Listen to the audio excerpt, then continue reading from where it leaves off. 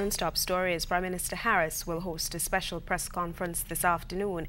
Angry voters set fire to cars in Ghana after the polls closed, and another violent earthquake has struck Nepal.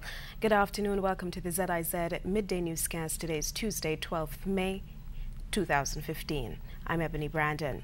Nationally, as Prime Minister Honorable Dr. Timothy Harris continues efforts of maintaining a transparent government, he has announced that he will host a press conference today at 3 p.m.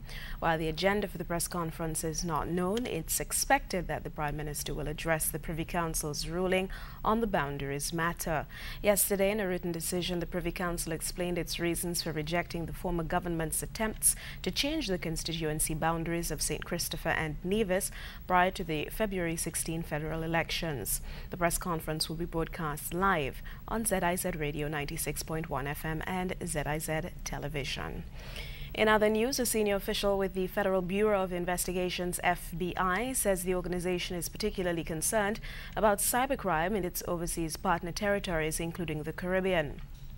Deputy Assistant Director of the FBI, Chris Werringer, specifically referred to a recent cyber attack on the website of the government of St. Vincent and the Grenadines. I read recently that the website of the government of St. Vincent and the Grenadines was hacked by ISIL. This is obviously a disturbing sign. It's something that we see. Our own FBI website was hacked a couple of years ago. So it's a constantly evolving threat picture. While Werringer expressed the FBI's willingness to assist Caribbean countries, he noted that they can only get involved at the host government's request. We don't operate independently in any way, so we are here in more of a support role.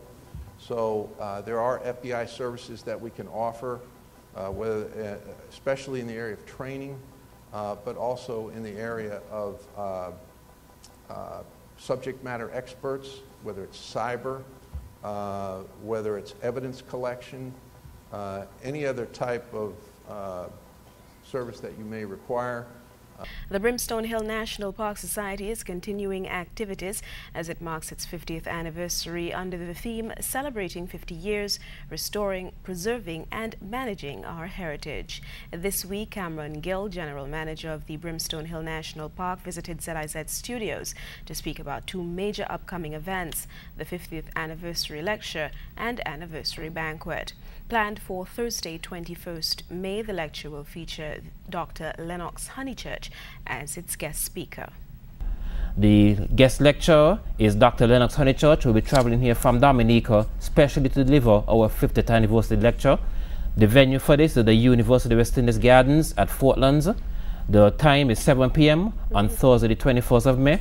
And to our viewers, please look out for more information in all of our media coming from both the Brimstone Hill Society as well as our partners, the University of West Indies Open Campus. In regional developments, as recently as this morning, members of the joint services in Ghana were in Seafield, Sophia, trying to restore calm after angry residents set 6 vehicles alight, stoned 2 houses and burnt a small shack with a horse stable attached after alleging that ballot boxes were in PPPC Command Center located in the area. We hear more in this Capital News report.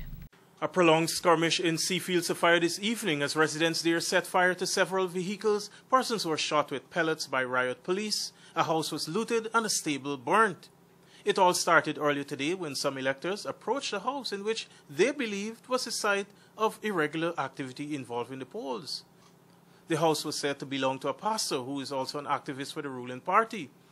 PPP parliamentarian Joseph Hamilton and his sons were also said to be in the house at the time of the incident.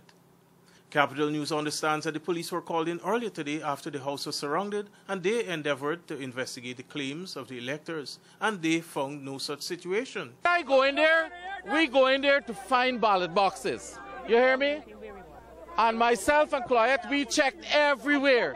I lift up the people's bed. I search with his cooperation, of course. You hear me? And so far, there's nothing in there. The residents, however, were not satisfied.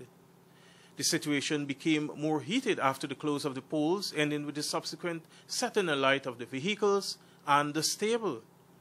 The situation on the ground was chaotic as a standoff between the community members and police in riot gear ensued. Go back, go back! The police just come, just fire shot from tail long, they just stand up. Oh, I come in here, right? I think going home. Come in, living here. I feel something knock me in here. Yeah.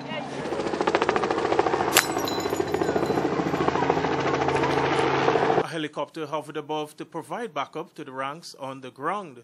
It was not until members of the Guyana Defense Force arrived on the scene that some sort of calm prevailed.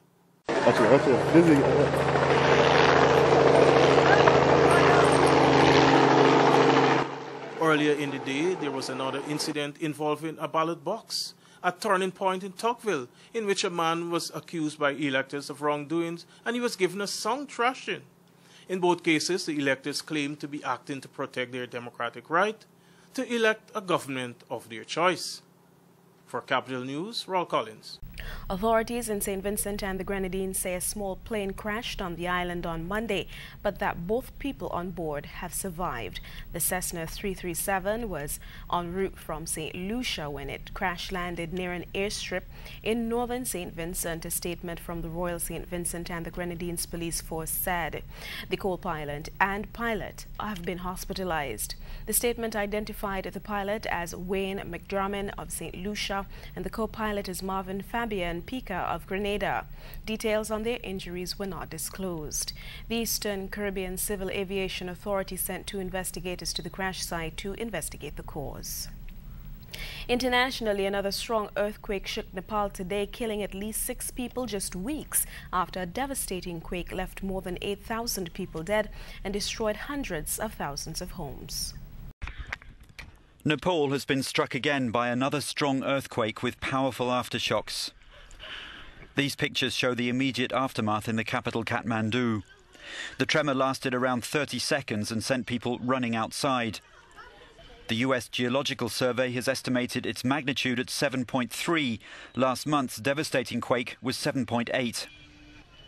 The scale of the destruction isn't yet clear, but there are reports of collapsed buildings and casualties in the town of Chowtara east of Kathmandu, which was badly damaged in the April quake. At least 4 people are reported killed and several injured. The epicenter was reportedly some 80 kilometers east of Kathmandu towards the town of Namche Bazar, which is close to Mount Everest. The tremor was felt as far away as the Indian capital New Delhi, where these pictures were filmed, and in Bangladesh. The region has been hit by almost daily aftershocks since the disaster in April. The wreck of the Costa Concordia cruise liner, which ran aground killing 32 people in 2012, has made its final journey as it was towed to its last berth, where it will be demolished. The wreck of the Costa Concordia cruise liner has made its final journey as it was towed to its last berth, where it will be demolished. The vessel, which ran aground near the island of Giglio in 2012, killing 32 people, was pulled 16 kilometers across a port in Genoa, 10 months after it was taken there to be dismantled.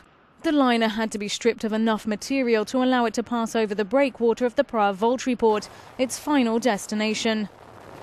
It marks an important moment for the vessel, which was the site of Italy's worst maritime disaster since the Second World War. It also caused controversy during the court case of Captain Francesco Schettino, who was sentenced to 16 years jail for manslaughter, 5 for causing a shipwreck, 1 for abandoning ship and an extra month for giving false information to authorities after abandoning ship before all 4,200 passengers were safely ashore.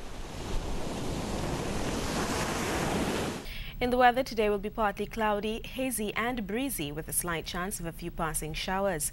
Tonight will be partly cloudy and hazy with a chance of a few passing showers as well. There will be a temperature high today of 31 degrees Celsius and a low tonight of 25 degrees. An easterly wind is blowing at 16 to 23 miles per hour, reaching 28 miles per hour over coastal waters with higher gusts and showers. Seas are moderate to rough with waves of 1.5 to 2.1 meters or 5 to 7 feet. And that look at the weather brings us to the end of the ZIZ Midday Newscast. Join us this evening for these stories and more in detail. Thanks so much for joining me. I'm Ebony Brandon.